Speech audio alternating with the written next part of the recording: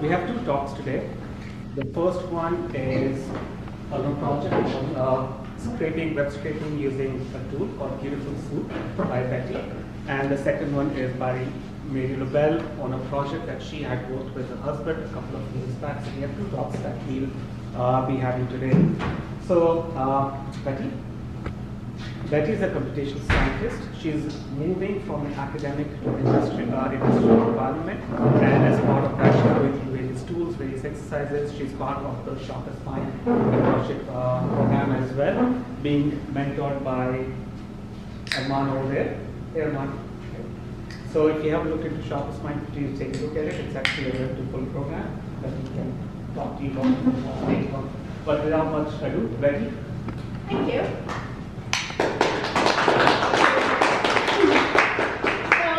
So I'm a computational physicist turned scientific manager, and now I'm diving into data science through this mentorship with Arlen. And there was a project that came across, it fell on my lap, and turned out to be at the end of web scraping with BeautifulSoup. So this project, a not-for-profit organization contacted me and said, you know what, we want to reach out to the community foundations of Canada. And we want to mail you some materials about us. And so we want you to fill out this spreadsheet with the name of the foundation, with the name of the person, the title of the person, the mailing address, you know, the split into street, P.O. box, and zip code, etc. So while I'm doing my mentorship, I said, well, if I can automate this, then I can help you. If I can make it part of my mentorship, I will do it. Otherwise, you know, I will be using 2 weeks of this mentorship to sign it. So I talked to Arman and he said, why don't you do some web scraping, which turned out to be, I guess it was the first time I heard the word. I'm not sure if it was the first time or not. But then I started doing what scraping is. So, sorry, the previous page. Again, so it was, we have about 194 community foundations of Canada, 11 fields. So I was not going to copy paste about 2,000 fields, right? So what is web scraping? And I'm following part of the book of web scraping with Python by Riley Mitchell. It's an O'Reilly book. It's a nice one. I recommend that. And so it's the practice of gathering data through any means other than an API. If the website has an API, well, you gather your data via the API. But some websites do not have API. So, for example, web scraping would be querying a server, request, retrieve the data, parse the data in a format that you can analyze, and store the data, and analyze it for later use. Now, why web scraping, again, could be that the website does not have an API. Or maybe it has an API, but it doesn't give you the information that you need. And also, web scrapes are excellent for gathering and processing thousands of pages for multiple websites. So basically, if you can see that information in your web browser, you can access the information. If you can access it, then you can retrieve that information and analyze it and store it for later use. And all it can be done with, say, a Python script. So first things first, you need to inspect the page that you want to get the information from, okay? So your website will have your like say Chrome or Safari or Mozilla, they will have a view and it says inspect source. You click in that inspect source.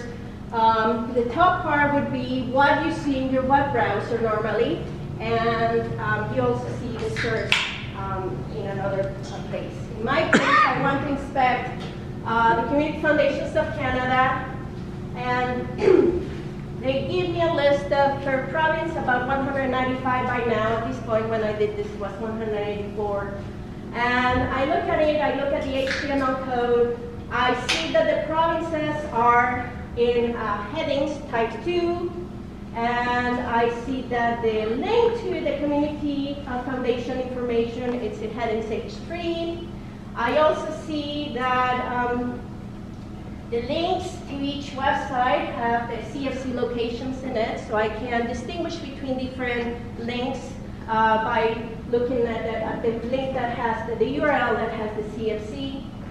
And so I go ahead and I click in one of those links, and again, I want to inspect the page. I want to see how they can give me the mailing address and the person, the contact person. So all the information in a container, and there are some keywords, let's say location or phone or link on contact. And I notice also that thankfully this website has some separations, you know, like the vertical lines between the street address, the city, and the zip code. I noticed that the province is not there, so I have to get the province from another page. And other than that, also is the person. If they have a contact person, then there is separated by comma, and then there is the title of the person of that organization. So I can get the information from the website, but now I need to parse it. So what I found was BeautifulSoup, and it's a Python library, and it can parse HTML, it can parse XML documents, even if the website is not well done. Even, let's say, if it's not closed, the heading 2 is not closed or something, even with some mistakes in the website, you can do it. And it provides a simple method to navigate, search, and modify parse trees. And it does it in Unicode. So I recommend BeautifulSoup for this. And before I can tell you more about how I use BeautifulSoup or how it's being used, I'm going to give you an overview of the libraries that I use for this web scraping. The first one is the request library, which helps me to retrieve the data, to request the query the server, request the data, and retrieve the data. The next one is BeautifulSoup, also known as BS4, and that helps me to parse the data that I just got from the request library. I use regular expressions. At the end, I didn't use CSV because pandas, the library pandas, where I'm going to use data frames, have a print or put it into CSV or to CSV functionality. So at the end, I didn't use CSV.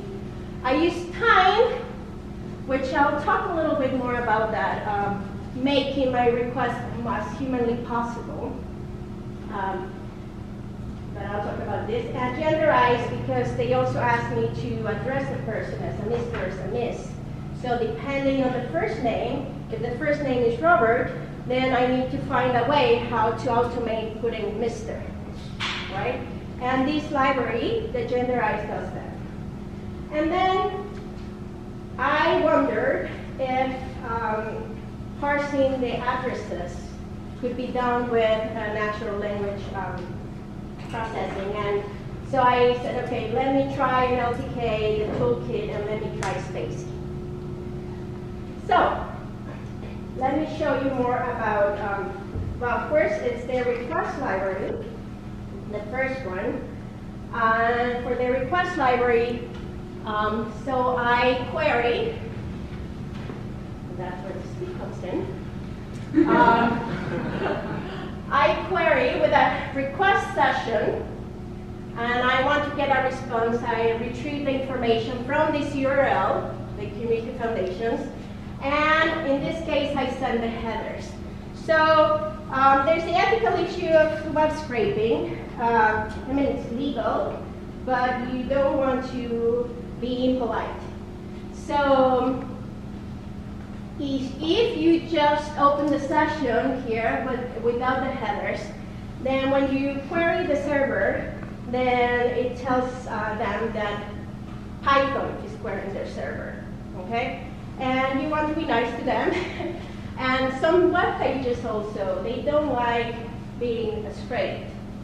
So some people, what I have done is say, well, if the request comes from Python, then just don't allow it, okay?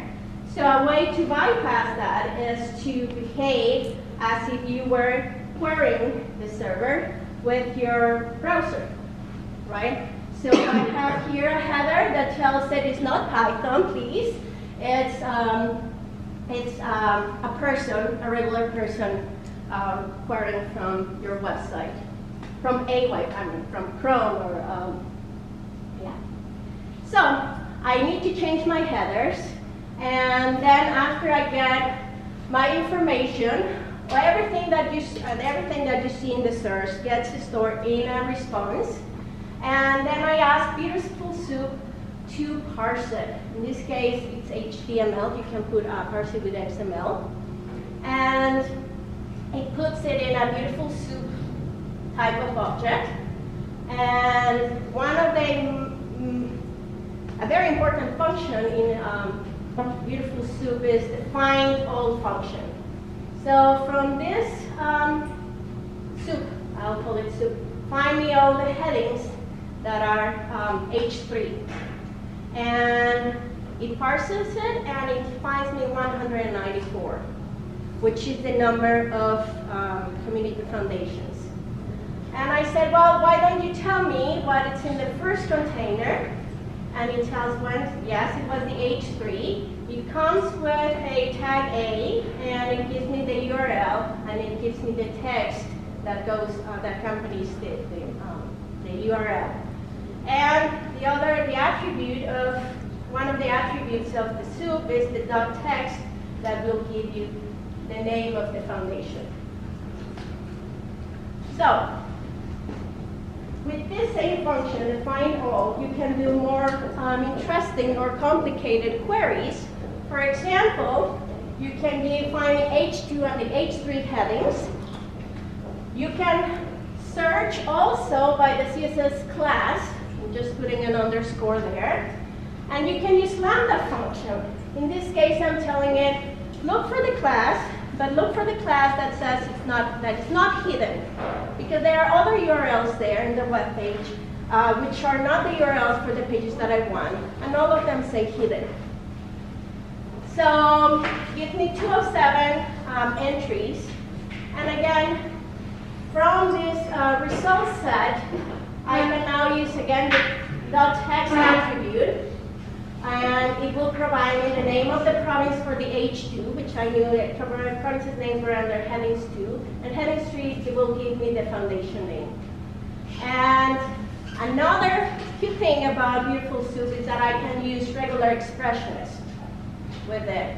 So I say, okay, find all the containers, A, or the tag HTML attribute A, and give me only the ones that say CFC locations. And basically it gives me the URL, so now I can get the information, part of the information that I wanted. If you have any questions, let me know right away. So I go now into, yes? Before you actually start scrapping the website, do you need to look at the HTML source code to understand that?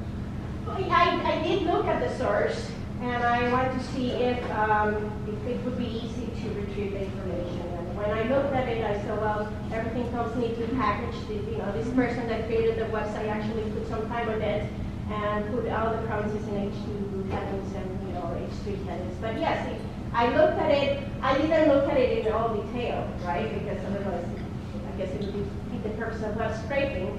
But I looked at it and I said, yes, it's possible to get this information. So what will be the criteria to decide that's not possible? Well, according to the book, it's always possible, but you just need to find your way around the parse tree, the final functions, and so if you can see it in the source code, you can get it. But there are these websites like New York Times that's like, if you look at the source code, it's crazy what's there, yeah? So. Well, I guess you can retrieve it and then try to find some keywords that might trigger what you want to look for. And if you don't find that keywords, then you go around it. If it's difficult, you may have to look for other websites that may have the same information. So if I could add to that, so generally it's a balance between the amount of effort you want to do on a manual basis to get that information and how much of that manual effort can be automated and automatically fetched. If you're the time that you're spending studying the website and then writing a program to scrape everything is getting so high, probably around 30 or 40% to the amount of time that you can manually do it. And assuming this is a one-time activity, then you might as well just manually fetch all of this and copy paste and organize it in a manner because it's just a one-time thing. But if it's something that you're going to do on a frequent basis, on an ongoing basis, then that effort is probably justified. You do it once, but then you benefit repetitively. So it's again weighing the pros and cons on how much manual effort is required to produce this result. Yeah, it's a tricky answer to question to answer unless you've gone through those cycles of pain. Yes. Yeah, and also actually you allowed to ask you questions. So I have two questions regarding it. First one, as you are talking about, it is the manual effort. So if it is one page based, then there are many softwares available like HMD, Yeah. and like these ones. Sprague, I think, is another one Yeah. that we can pay for. So, what do you think, like, the customization, Python is providing us some customization, right? We can write our own code. So, how it is beneficial if we are just doing one page on that page? Because normally we don't have to do only one page. We have, like, Well, in thousands this of case, I pages. did 195, but yes. So, will it go automatically pick all the links and it will go? Oh, I'll show you how I automated that the 195. So I didn't copy the URL. So basically, I know it can find the URLs here, and from there I did another beautiful soup based on that. But yeah, I mean, it depends on what you're looking for, right? In my case, I was looking to learn how to do this, so I was willing to invest the time. Yeah. So, Yeah, that's good actually. Like, because it's the first time I was looking at this, so I said, okay, let's try it, let's play with it.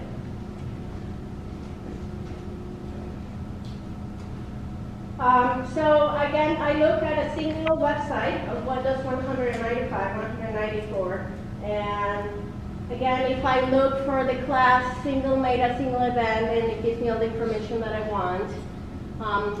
Or I could just look at like this location form or link, right? In this case, I can just look for a paragraph where the class has meta line location, and it will give me the line that includes that. Okay?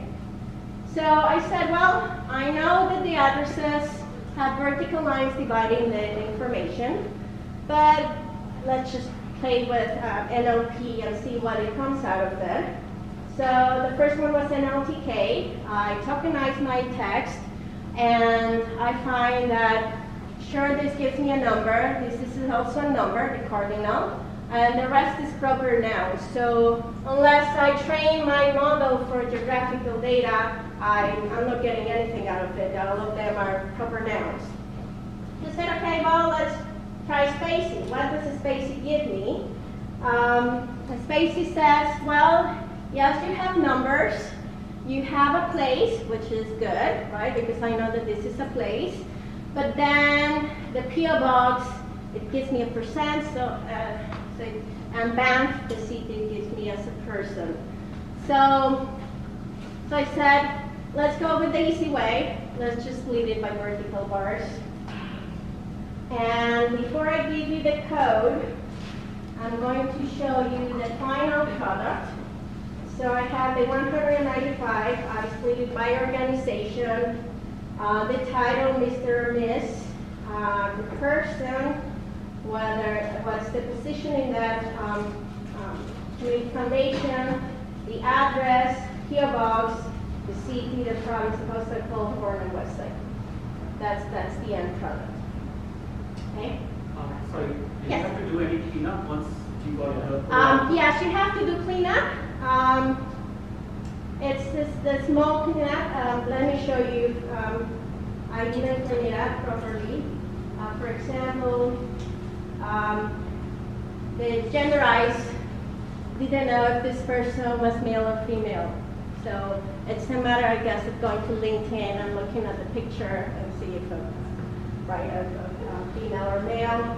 And other than that, oh, there was another one that the name of the person actually had a miss in the name. That was the single one.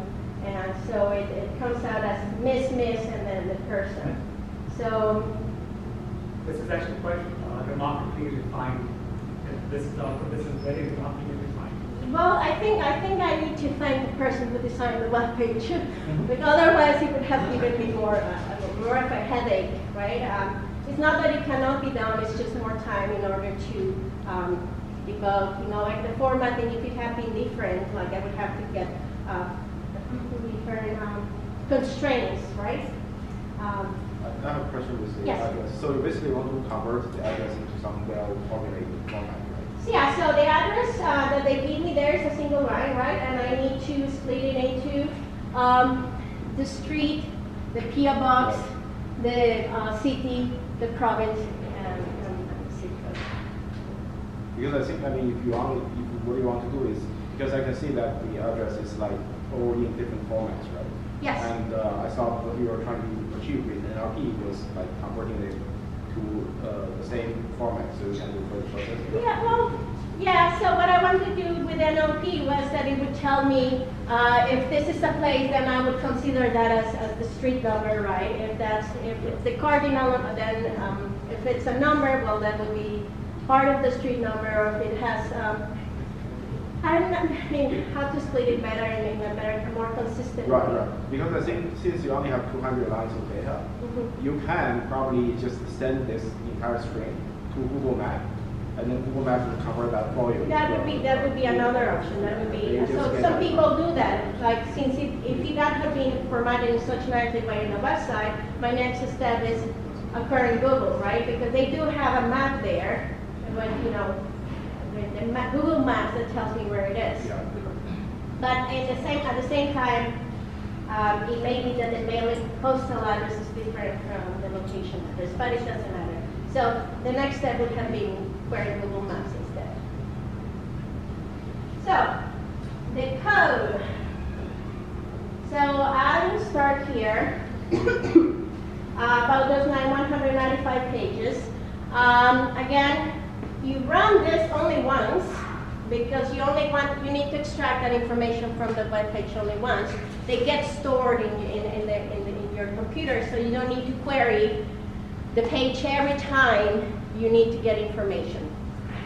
So again, I say from every CFC location, get me open a session, put it in this array. So retrieve the data, put it in what I call sub-response array. And this is where the time library comes here, because you don't want to overload the server. You want to be polite about it. You don't want to break their website, because it's by throwing all these queries at all very much a fast pace. So I said, I want to be nice about it. I want to give you 10 seconds between each query. Maybe the time that it would give me to close the page, open another page. And yes, it takes 20 minutes, but I had time. And then I put a printout statement of all the URLs that it was querying, just to check that it was actually running and not breaking the server or anything else. So 195 community foundations at this point when I rerun my query. And this is the genderized library. It turns out genderized library it queries the internet. Gets a large database of names, and it limits those queries. It's something like you cannot do more than 400 queries in half an hour or something like that. So and at the time I was debugging this, I would just hide this part of the code, because I could not run the code with this because it would just time out, right? So these are all the arrays, all the columns that I want to put in my spreadsheet. And I had to do a dictionary for the provinces, because the name of the provinces come with and the territories. are all spelled out, and I just need a two-letter abbreviation. So I did, if you find Quebec, just give me QC. And I also do a dictionary for whether the person is male or female, translated into Mr. or Miss. So I actually mix here the example of how to use the genderize. Basically, I called genderize, and I said, if I give you the name John, give me the gender. It returns male, therefore with my dictionary, it gives me a Mr. So it's easy to use. So I have no idea what the time is, but I'll keep going on. 7:30. 7:30, okay. So it'll take me 5 more minutes, if you don't mind. Sure. Okay. So again, you already saw this. I got, from the BeautifulSoup, I got the text, what is the name of the province, the text, which gives me the name of the foundation. And for the location, I look for the meta location class, and then I split it by the vertical bars. I find the length of the address. If it's 3 pieces, it doesn't have a PO box. The second piece, I know it's a municipality.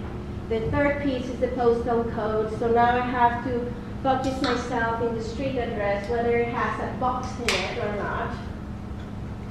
If it has a box in it, then split again by a comma, and once you split it, if it's the box, put it in the PO box. If it's not the piece that has the word box in it, then it's a street address.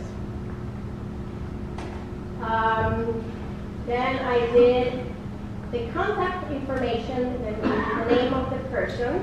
I split the array. If it has a comma or a dash, that means it says the name and the position. Split it, strip any empty spaces at the end of the fields, strip the commas at the end of the fields. If it's only one, that means it doesn't have a title, just put it in name. If it has 2, then one is the name, one is the position. And in order to use the genderize function, I need to strip the first name of that person. And I get the first name, use the genderize function, and then append it. Get the phone. Again, I know that the classes come very neatly packaged. Phone. Find the class with the phone. Get the text of BeautifulSoup. Find the class with the link. Get the text. And just as a precaution, find out if I've got 195 of them for the arrays.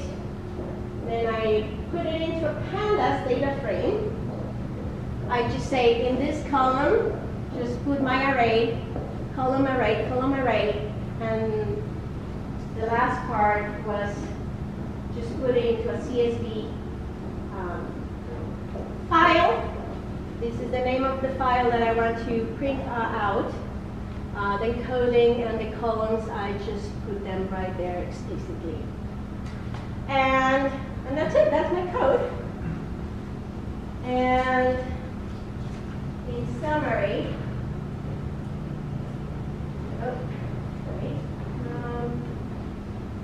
so I use web scraping to gather information, process information. First things that you have to do, look at the source of the web page. BeautifulSoup can help you parse it. There are powerful functions, so it's just find all. And the neat thing is that you can use tag names and attributes from BeautifulSoup. It works with Lambda functions, it works with regular expressions, it works with CSS classes. And in my case, the page was not straightforward to process. And there's always room for make it better, like I can adjust the headers. I put a headers coming from Chrome, but I could have said that it's a mobile, and if you give a header that says it's coming from an iPhone, then it might give you a more compressed or more succinct website, more information, less garbage of the information, and more concise. And I could have thrown exceptions in case something went wrong. I didn't, just so that's it.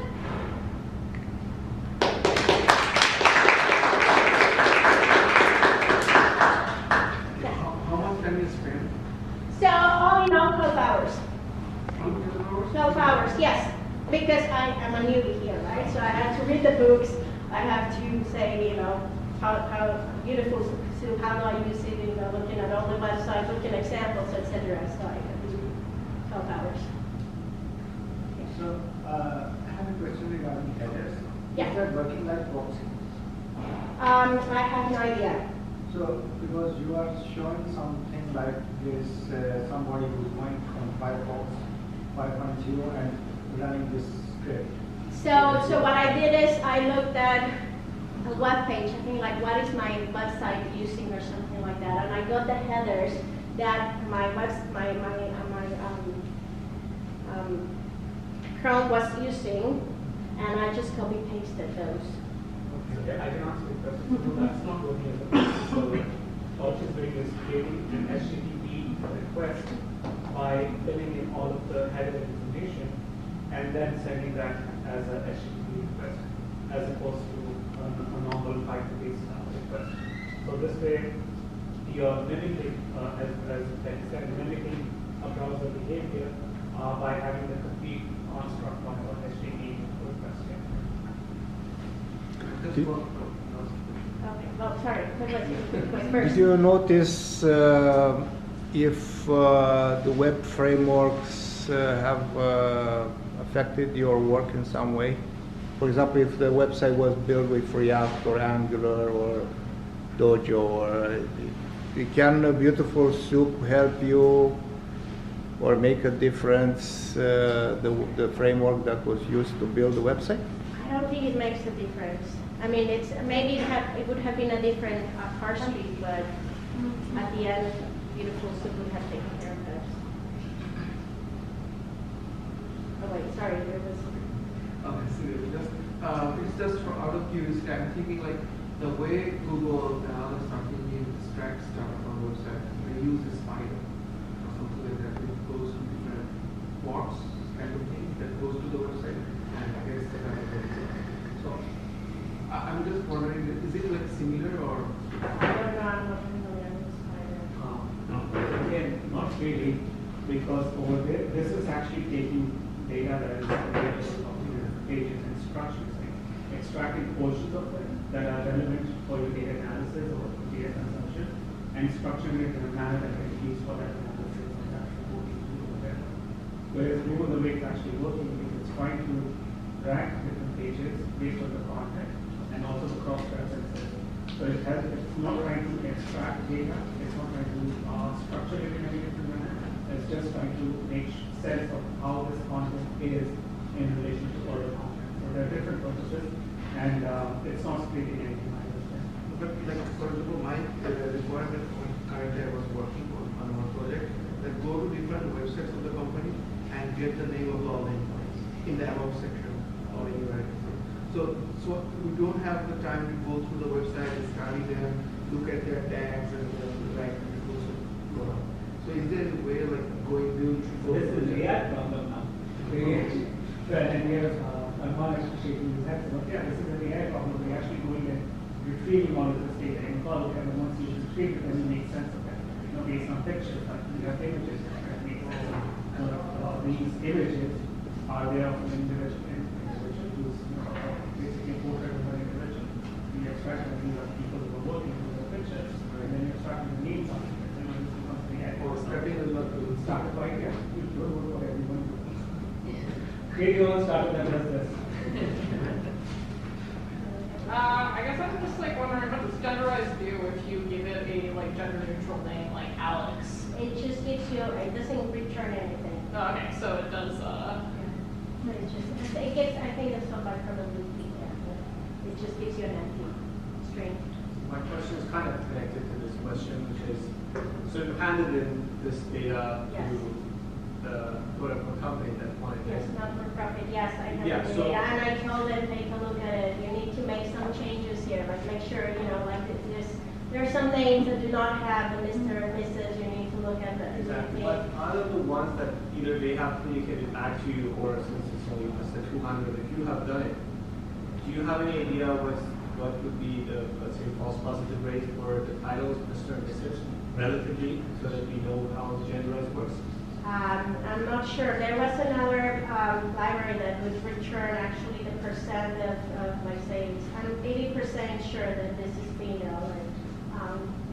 But again, I took a look at it, and looked okay. But I also did an account, for example, for French names instead of Mr. and Mrs. I should have put Madame and but I told them, right, like you just look for the Quebec provinces and make sure you just switch that here. I can hop on that. I did that same sort of thing for marketing for when I worked for the one of our customers came in and I used Genderize for that. We got about 0.5% that came back and said that there was something wrong, not necessarily male, female, but that was the vast majority of them. That didn't include the fact that probably a lot of those people would receive it and not actually take the time to respond. But I'd say about 1 in every 200 or so came back with something that was wrong with the algorithm that we were using to figure it out.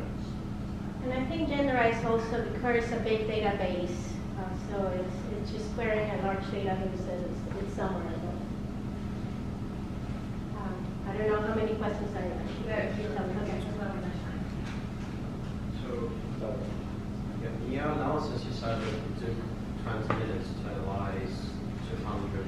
Well, yes, to get the retrieve the information. Yeah, so what would be an option if you have, for example, like 1,000 or 2,000? When I was reading the book, actually, by Mitchell, I think her name is, she basically said sometimes she just leaves the computer overnight to retrieve the information and just comes in the morning and just is there. And you said like you left 10 seconds period for the server to. Yes. So is it a requirement or you can? No, it's place not a like requirement. 2 seconds or 1 second? You can put 2 seconds, you can put 1 second or something, You just want to be polite to the person, you don't want to serve the server. Yeah. So one problem with that is if the server thinks you're on it's a denial of that, then they will deny your request. All of these requests that start failing if the server thinks so. 10 seconds is a reasonable enough gap where the server will not be announced and think something is trying to adapt to. Now, having said that, if you have a lot of requests on the IP, then the server will think that something is trying to scrape this data despite the measures that I took to prevent that from happening.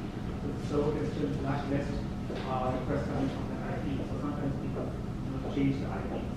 They hold a set of IPs in order to fetch the same data. So when you're growing the amount of data that is scraped, you try to do different things. So changing IPs is one way of doing that.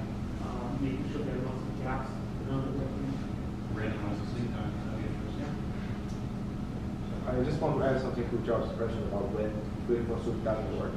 BeautifulSoup doesn't work when the web page is using Ajax to pull data from the server, because what BeautifulSoup does is it posts the HTTP request and retrieves the HTML. However, it doesn't have a JavaScript engine. So if the HTML web page is using JavaScript to actually pull the data, it wouldn't work. And in such scenarios, normally you have like 2 choices. One is using a different library called Selenium, which actually mimics a browser like Chrome or Firefox. Another is just looking into the code to understand how you use the XML request. And as you said, that means BeautifulSoup can also send out an input XML. So that way.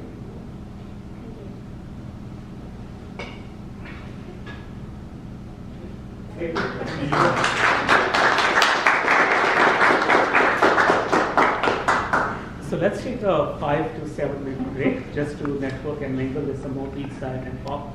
And then we'll start with the second talk of the day, of the evening, by Mary. Thank you.